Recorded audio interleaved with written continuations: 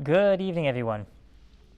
So in the process of putting away our Purim leftovers and our Mishloach Manos supplies, now's the time of year beginning to think about Pesach, opening up freezer space, making shopping lists, transitioning from the celebration of one day to a celebration of what is in essence a foundational piece of Judaism, the Exodus from Egypt. In this week's Parsha, there's an interesting Pesach-related verse hidden among the description of the inauguration of the Mishkan, of the Tabernacle, and if a person is reading the Parsha this week quickly, you might overlook it. But in chapter 11, verse 45, the Torah says, and this is God's perspective as the narrator, that He took us out of Egypt to be our God so we would be a holy nation. This is coming right after the description of what is a kosher animal, of which we are allowed to imbibe, and those which are not edible for Jews. And it seems that most Pesach-related questions that rabbis are asked about relate to the kitchen.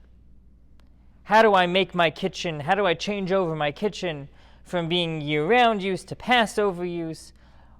Is this food kosher for Passover? I heard that this food is no longer kosher for Passover, and what do I do if I want it to be kosher for Passover? How do we make the kitchen work for Pesach? And it's important to keep the bottom line reason in mind. That it's important to be careful about Pesach kashrus, but really, kashrus matters the whole year. Whether it's a Jewish leap year or not, every single day, it's important that we eat kosher food and that we keep a kosher kitchen. And it's important to keep the reason for that in mind. That holy people need holy fuel. And I'll give a personal example.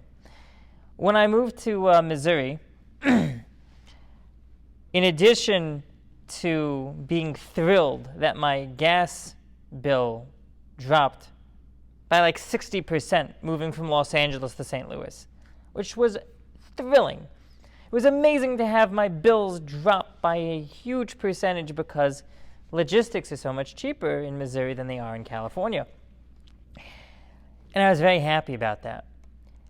So I show up at a gas pump, and there's this weird button there on the self-serve.